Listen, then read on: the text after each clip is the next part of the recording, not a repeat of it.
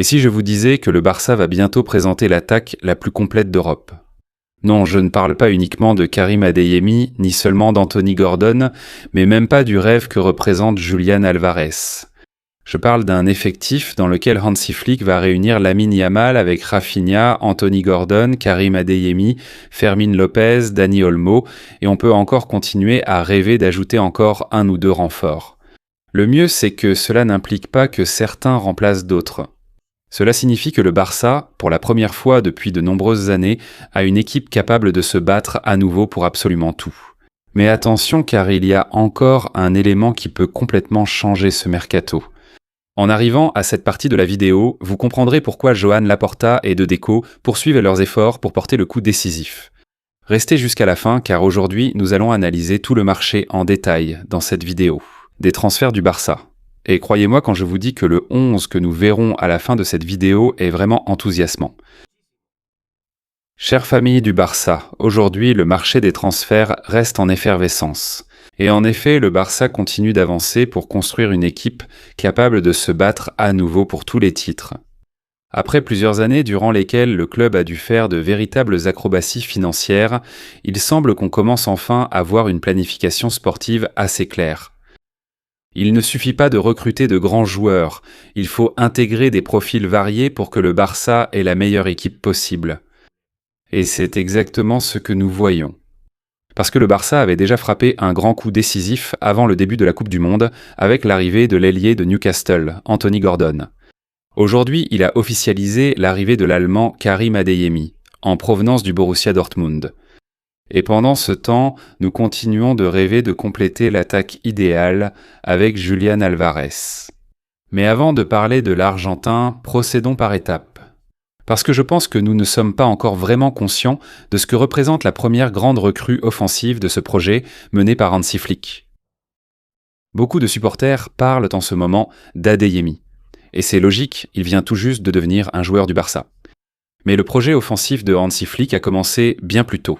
Il a débuté avec l'arrivée d'Anthony Gordon avant le début de la Coupe du Monde 2026, l'ailier anglais a été présenté. Et il représente une idée très claire de ce que l'entraîneur allemand veut construire. Parce qu'Anthony Gordon ne vient pas seulement pour dribbler ou courir, mais pour transformer l'attaque du Barça. Nous parlons d'un footballeur avec une intensité extraordinaire. L'un de ces ailiers qui ne cesse de presser pendant tout le match. Il aide le latéral, récupère des ballons, attaque les espaces. Ils peuvent apparaître aussi bien dans l'axe que sur les côtés. Cela donne à Flick énormément de solutions. Et jusqu'à présent, très souvent, le Barça dépendait trop de Lamine Yamal. Et oui, aujourd'hui, il faut parler de Karim Adeyemi, parce qu'il est officiellement le nouveau joueur du FC Barcelone. Honnêtement, je pense que son arrivée complète parfaitement le recrutement d'Anthony Gordon, parce que même si les deux sont des ailiers très rapides, ils ne jouent pas de la même façon. Gordon se distingue par son intensité, sa capacité à combiner avec ses coéquipiers et son travail constant durant les 90 minutes. D'un autre côté, Karim Adeyemi est une véritable flèche, c'est l'un des joueurs les plus rapides de la planète, avec une accélération spectaculaire. Il attaque constamment dans le dos des défenseurs, il peut jouer sur l'un ou l'autre des côtés, voire même comme avant-centre. Cela ouvre un éventail de possibilités énormes pour l'attaque que souhaite Hansi Flick, car maintenant l'entraîneur allemand pourra choisir le profil qui correspond le mieux aux besoins. S'il veut contrôler davantage le match, il peut miser sur Gordon. S'il veut punir un adversaire qui laisse des espaces, Adeyemi peut être l'atout décisif. Et le mieux, c'est qu'aucun des deux n'arrive pour prendre la place de Rafinha. Au contraire, Rafinha continuera d'être l'un des leaders sur le terrain. Un footballeur qui apporte but, passe décisive, expérience et pressing. Ainsi, je pense que le vrai changement n'est pas de savoir qui sera titulaire. Le véritable changement, c'est que le Barça aura enfin à nouveau des alternatives offensives de très haut niveau et ne dépendra plus à 100% d'un seul joueur. Mais si vous pensiez qu'Anthony Gordon, Rafinha, Lamine Yamal et Adeyemi allaient former l'attaque du Barça, attendez. Parce que ce que nous allons dire sur Julián Álvarez est une énorme bombe que notre collègue Jota a lâchée hier soir. Jordi, prépare-toi, je t'explique tout de suite. Anthony Gordon a été le premier grand renfort offensif avant la Coupe du Monde, et maintenant Karim Adeyemi vient d'arriver. Le Barça veut qu'il joue également. Julián serait le recrue décisif pour boucler l'attaque. Il ne s'agit pas seulement d'un buteur, mais d'un joueur capable d'évoluer en numéro 9 ou sur les ailes comme second attaquant, apportant énormément. Techniquement, c'est l'un des meilleurs joueurs disponibles et il a encore beaucoup de potentiel, étant très jeune.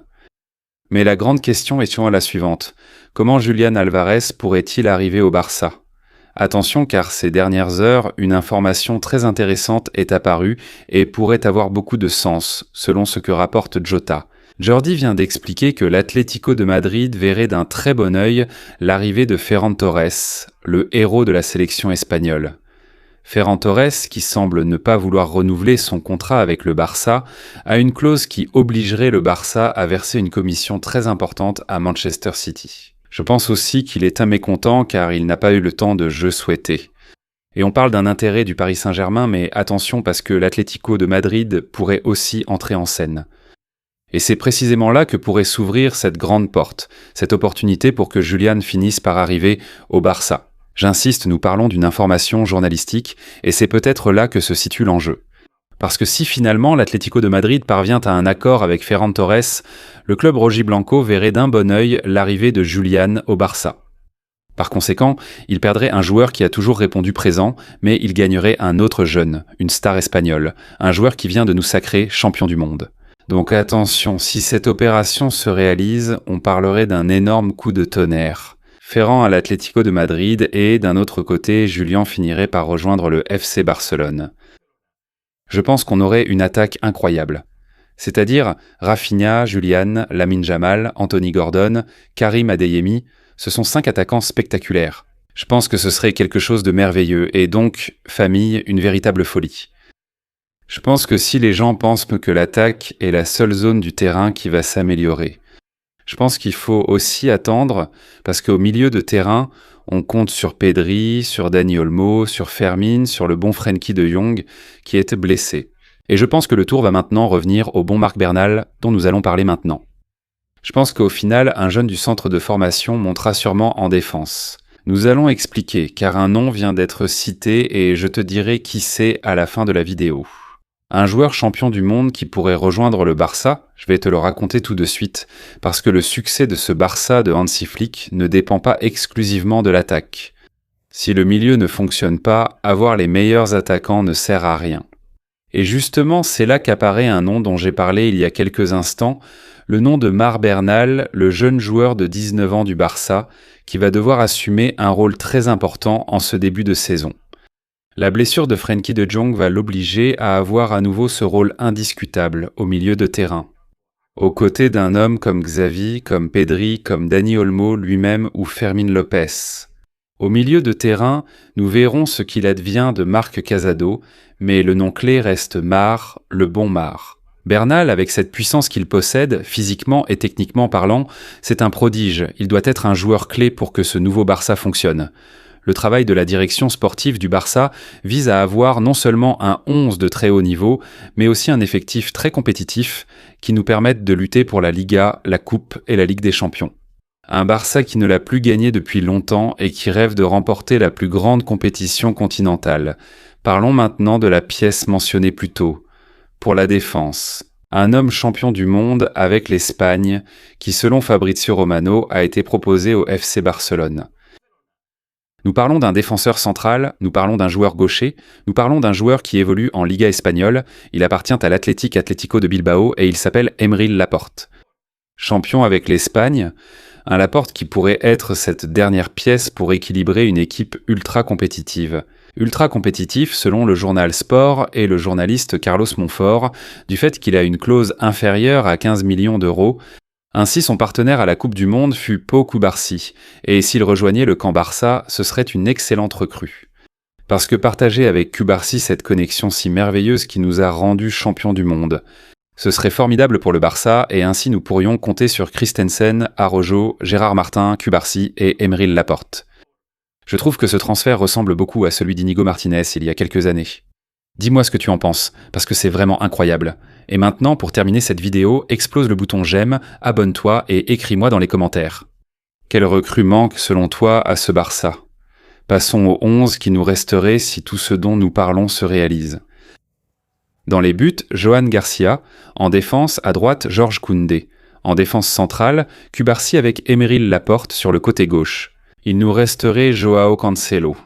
Au milieu de terrain, Marc Bernal avec Pedri, tandis que Frenkie de Jong est toujours blessé. Au milieu de terrain, en position de meneur de jeu, Fermín Lopez ou Dani Olmo. Et devant, Rafinha, Lamine Jamal et Julian Alvarez, avec les alternatives de Karim Adeyemi et d'Anthony Gordon. Une attaque spectaculaire, une équipe très complète que j'aime particulièrement. Dis-moi en commentaire ce que tu penses de cette super équipe et comment tu vois ces possibles mouvements. Barça Oy.